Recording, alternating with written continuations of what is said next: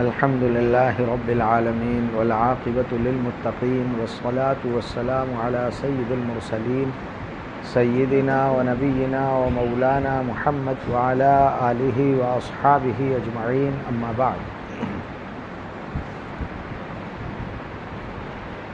قال النبي صلى الله عليه وسلم موتوا قبل أن تموتوا أو كما قال عليه الصلاة والتسليم. بزرگان محترم، اللہ بزرگ برتر کا لاکھ لاکھ شکر و احسان کہ انہوں نے ہمیں اپنے حبیب پاک جناب محمد الرسول اللہ صلی اللہ علیہ وسلم کی اقتداء اور اتباع میں مر مر کے جینے کی توفیق عنایت فرمائی. مومن کو اس بات کا یقین اور استحضار ہوتا ہے کہ وہ مرنے کے لیے پیدا ہوا ہے. دنیا جینے کے لیے جیتی ہے، مومن مرنے کے لیے جیتا ہے. اس کی زندگی مرنے کے لیے ہے، مرنے کے بعد کے لیے ہے. اس کے مذہب نے اس کو ایسا ہی بنا دیا ہے کہ وہ دنیا میں رہ کر اپنی آخرت کو سنوارتا ہے، اپنی آخرت خریدتا ہے، اسے خوبصورت بناتا ہے، اس کی تیاری کرتا ہے تاکہ وہ آنکھیں بند ہوتے ہی اس کے کام آ جائے. اس کے لیے وہ مستقل اعمال کرتا ہے. روزہ دیا گیا ہے آپ کو مرنے کے لیے. آپ جتنے گھنٹے بغیر کھائے پیے کون رہتا ہے کہ مردہ رہتا ہے. مستقل عمل کرایا جاتا ہے اور پھر اس کے بعد شام ہوتی ہے، افطار ہوتا ہے. یہ بتایا جاتا ہے کہ مرنے کے بعد پھر ایک زندگی ہے. یہ ایک مرحلہ ہے جو گزرتا ہے، لیکن اس کے بعد پھر ایک زندگی آتی ہے، پھر ایک خوشی ملتی ہے، پھر ایک راحت اور فرحت ملتی ہے، پھر ایک سرور ملتا ہے. اسی لیے رسول اکرم صلی اللہ علیہ وسلم فرماتے ہیں کہ روزے دار کے لیے دو خوشیاں ہیں. ایک خوشی تو ہوتی ہے افطار کے وقت میں، اور ایک خوشی اس کو ہوگی جب وہ رحمان سے ملاقات کرے گا، اس وقت کی خوشی ہوگی. یہاں وہ اپنی محبوب چیزیں، ضرورت کی چیزیں چھوڑتا ہے اور پھر جب وہ ملتی ہیں تو خوشی ہوتی ہے. دنیا میں جب تک وہ ہے وہ اپنے اللہ سے دور ہے ظاہری اعتبار سے. جب وہ آخرت میں جائے گا اور اپنے اللہ کے سامنے ہوگا تو اس سے زیادہ لذت اور کسی چیز میں نہیں. وَفَرْحَةٌ عِنْدَ لِقَاءِ الرَّحْمَنِ. نماز پڑھتا ہے وہ غائب ہو جاتا ہے پوری دنیا سے. کہاں گیا کہ وہ اللہ کا ہو گیا. اسی لیے جب نماز ختم ہوتی ہے تو آپ دیکھیں گے کہ آدمی سلام کرتا ہے، نماز میں سلام کرتا ہے. یہ سلام کس کو ہو رہا ہے؟ کتابوں میں لکھا ہے کہ سلام ہوتا ہے مقتدی امام صاحب کو کرتا ہے، امام صاحب مقتدی کو کرتے ہیں. داہنی طرف والوں کو بھی کرتے ہیں، بائیں طرف والوں کو بھی کرتے ہیں. جو جنات نماز میں شریک ہیں ان کو بھی کرتے ہیں، جو فرشتے موجود ہیں ان کو بھی کیا جاتا ہے. سلام کیوں کر رہے ہو؟ آپ تو یہیں تو ہیں، سب ساتھ تو کھڑے ہیں. اگر درخت بھی حائل ہو گیا ہو چلتے چلتے تو ہم مانیں کہ اتنی دوری ہو گئی تھی، پھر آپ ملے ہیں تو سلام کر رہے ہیں. یہاں تو آپ ساتھ ساتھ تھے. کہ میں جسم کے اعتبار سے آپ کے ساتھ تھا لیکن میری روح میرے اللہ کے پاس تھی، میری توجہ میری اللہ کی طرف تھی. میں اب لوٹ کر آیا ہوں اس لیے آپ کو سلام کر رہا ہوں. کیا سکھا رہا ہے؟ کہ مرنا سکھایا ہے. زکوٰۃ دیتا ہی کیوں ہے؟ اس لیے کہ مال میرا نہیں ہے، مجھے مال سے کوئی محبت نہیں. نکال دیا ہے میں نے تو اس کو. اس کو چھوڑتا ہے کہ ایک دن مجھے اس کو چھوڑنا ہے، میں اس کے چھوڑنے کی، اس کو دوسرے کے حوالے کر دینے کی، اپنے جیتے جی حوالے کر رہا ہے. مرنے کے بعد جس طرح دوسروں کے حوالے ہوگا وہ زندگی میں خود دوسروں کے حوالے کرتا ہے. یہ تو اللہ کا انعام ہے کہ انہوں نے صرف 2.5% لیا ہے، کہا ہے کہ 2.5% دوسرے کے حوالے کرو، باقی اپنی ضرورت کے لیے رکھو. ورنہ حق یہ ہے کہ زکوٰۃ یہ عمل کراتی ہے، یہ مشق کراتی ہے کہ آدمی زندگی ہی میں اپنا مال دوسرے کے حوالے کر دے. حج میں کیا ہوتا ہے؟ سب چھوٹے، پہلے تو بیوی بچے سب چھوٹ جاتے تھے، اب تو بیویاں گلے پڑ جاتی ہیں، ساتھ جاتی ہیں. لیکن یہ کہ گھر چھوڑو، دوار چھوڑو، کاروبار چھوڑو، وطن چھوڑو، لباس چھوڑو، عزت چھوڑو، عہدہ چھوڑو، منصب چھوڑو، سب چھوڑو، کیونکہ اللہ نے بلایا ہے. وَأَذِّن فِي النَّاسِ بِالْحَجِّ يَأْتُوكَ رِجَالًا وَعَلَىٰ كُلِّ ضَامِرٍ يَأْتِينَ مِنْ كُلِّ فَجٍّ عَمِيقٍ. ذرا اعلان تو کرو حج کا، دور دور سے لوگ پیدل چلے آئیں گے، دور دور سے لوگ پیدل چلے. میں جب وہاں گیا مکہ مکرمہ میں تو مکان دور تھا، میں وہاں سے آ رہا تھا، سوچ رہا تھا کہ اللہ یہ کیا مصیبت ہے، قریب قریب میں یہ اگر ٹھہرنا ہوتا تو کتنا اچھا ہوتا کہ اوپر سے نیچے اترو سیدھے حرم پہنچو. پھر خیال آیا کہ قرآن نے کہہ دیا ہے کہ حج کا اعلان کرو، لوگ پیدل چلتے چلے آئیں گے. یہ اتنا جو پیدل چلوایا گیا ہے در حقیقت قرآن پر عمل کرایا ہے کہ لوگ پیدل آئیں گے، چلے آئیں گے، قدموں کیا سر کے بل آئیں گے. عمل مشق کس کی ہے؟ کب مرنے کی مشق کرائی جا رہی ہے. جنگ میں جاتے ہیں، مرنے کی مشق کرائی جا رہی ہے.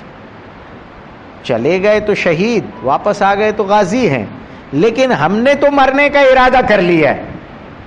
جتنے بھی اعمال ہیں ان میں مرنا سکھایا گیا ہے، اور یہی اس مذہب کا امتیاز ہے کہ یہ مرنا سکھاتا ہے.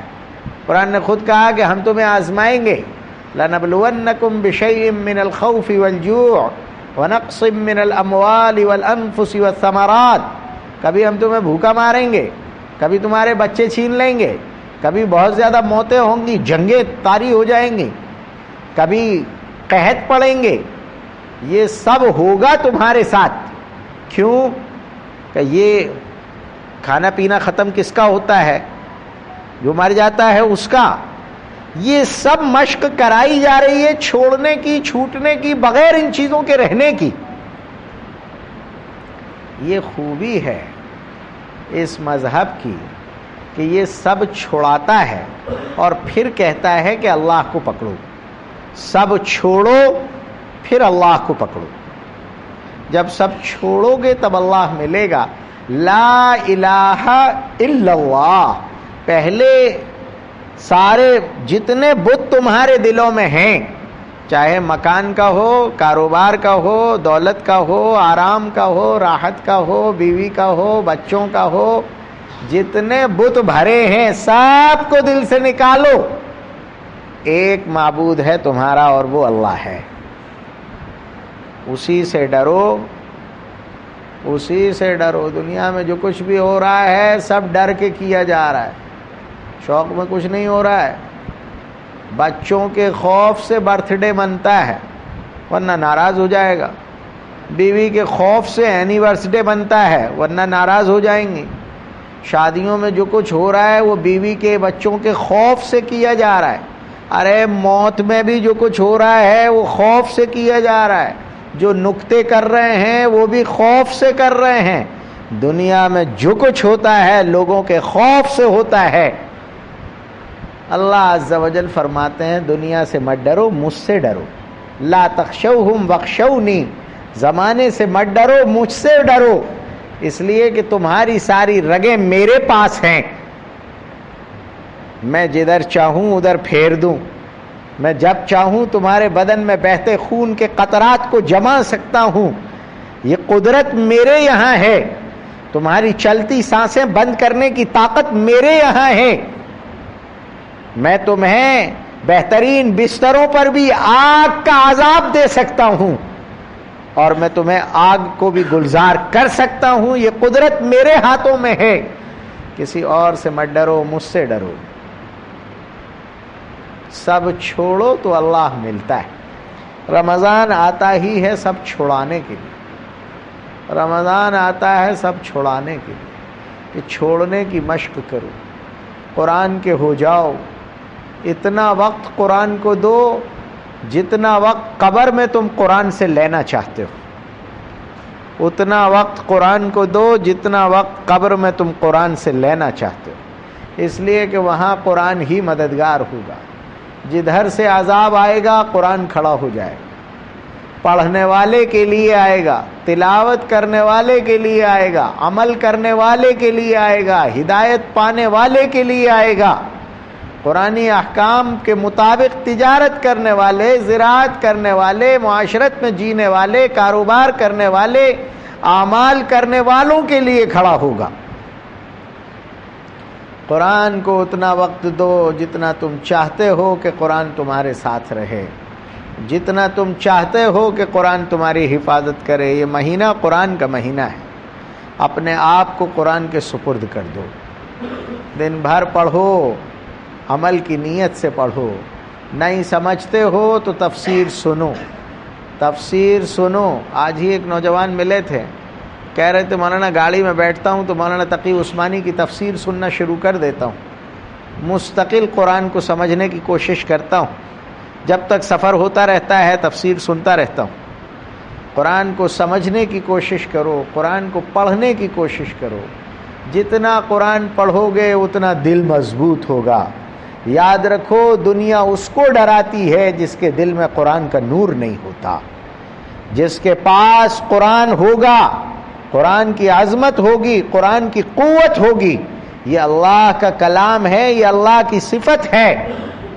جس طرح اللہ کو کوئی طاقت کائنات کی نہیں ڈرا سکتی، نہ اللہ تک کوئی طاقت پہنچ سکتی ہے، ویسے ہی جو قرآن والا ہوتا ہے اس کا دل مضبوط ہو جاتا ہے، اس تک دنیا کی کوئی طاقت اس کے دل میں اپنا رعب اور اپنا خوف پیدا نہیں کر سکتی۔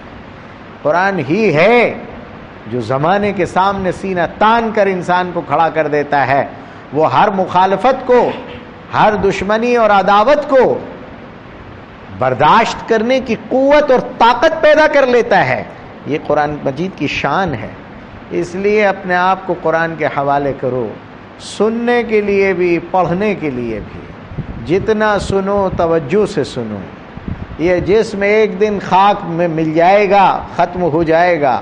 بہت اس کو آرام پہنچایا، 1 مہینہ اسے تکلیف دے کر اپنی آتما کو شانتی دینے کی کوشش کرو، اپنی قبر کو سنوارنے اور بنانے کی کوشش کرو، اپنے آپ کو قرآن کے حوالے کر دو۔ خوب پڑھو، خوب پڑھو، خوب پڑھو۔ یہ مت سوچو کہ ثواب ملے گا، بغیر سمجھے پڑھیں گے تو کیا ہوگا۔ سمجھ کر بھی پڑھو، بغیر سمجھے بھی پڑھو۔ اللہ کا کلام ہے، جتنا پڑھو گے تمہارے خون میں، تمہارے جسم کے کण کण میں اس کا اثر ہوگا۔ یہی شفا ہے، یہی دوا ہے، یہی تمہارے دل کی قوت ہے، یہی تمہارے اخلاق کے سدھار کا ذریعہ اور سامان ہے، یہی اللہ کی طرف رجوع کا ذریعہ ہے، یہی تمہارے دلوں کا نور ہے، اور یہی تمہاری سوچ کا سرور ہے۔ اگر تم یہ چاہتے ہو کہ تم میں خوشی پیدا ہو تو یاد رکھو، خوشی دنیا کے اسباب نہیں دے سکتے، خوشی صرف اور صرف قرآن دے گا۔ صرف اور یہ دنیا میں بھی خوشی دے گا، یہ قبر میں بھی خوشی دے گا۔ ہر خوف کے وقت میں یہ تمہیں حفاظت کے ساتھ رکھے گا، سرور کے ساتھ رکھے گا، اطمینان کے ساتھ رکھے گا۔ دل کا اطمینان صرف اللہ کے ذکر سے نصیب ہوتا ہے، اور افضل الذکر تو لا الہ الا اللہ ہے، یا افضل الذکر کلام اللہ ہے۔ اللہ ہمیں اس کی توفیق نصیب فرمائے۔ آمین۔ وآخر دعوانا ان الحمد للہ رب العالمین۔